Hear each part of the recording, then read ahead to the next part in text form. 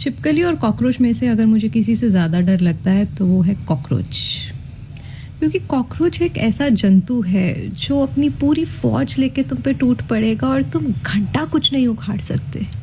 तो ये कहानी है एक जलती चुभती गर्मी वाली दोपहर की, जब हम एक पुराने घर में रहते थे। और उन पुराने घरों में क्या होता था कि घर के सेंटर में एक वेड़ा होता था और वहाँ पर एक छोटा सा वॉश बेसिन लगा देते थे, ताकि हर समय उठ के आपको हाथ धोने के लिए सिर्फ बाहर ना जाना पड़े, वॉशरूम्स में ना जाना पड़े।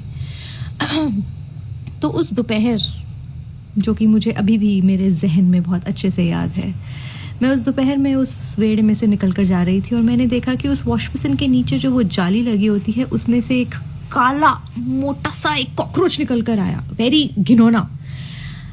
तो मेरे अंदर उस समय वो झांसी की रानी की आत्मा आ गई। मैंने कहा यहीं पे इसको ख़त्म कर देते हैं। तो मैं अपना वो कॉकरोच मारने वाला स्प्रे लेकर आई और मैंने उसकी ऐसे नोज़ल खोली और उसको वहीं पर स्प्रे कर दिया दूर से। पर तुम्हारी मम्मी जी का भटूरा, मैं वहाँ रुकी नहीं, क्योंकि मेरे अंदर कोमोलिका की भी आत्मा आ गई थी उस समय कि पूरा ख़ानदान बर्बाद कर देंगे इनका। तो मेरे दिमाग की उपज ने क्या कहा कि इस नोज़ल को और लंबा खोल के उस नाली के अंदर डाल के स्प्रे कर दो।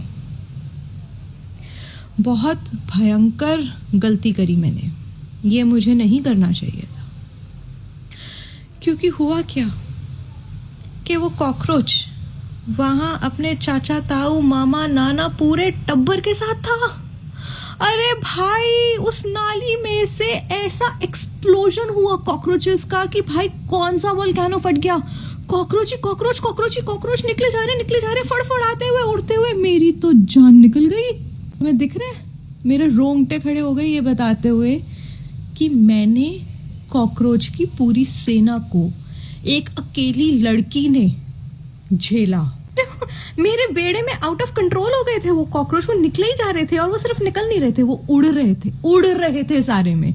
सुपर नेचुरल जो खौफ होता है ना, वो खौफ उन कॉकरोचेस के खौफ के आगे कुछ भी नहीं था। क्योंकि सुपर नेचुरल खौफ की एक कहानी और भी है मेरे पास, और मैं वो भी बताऊंगी।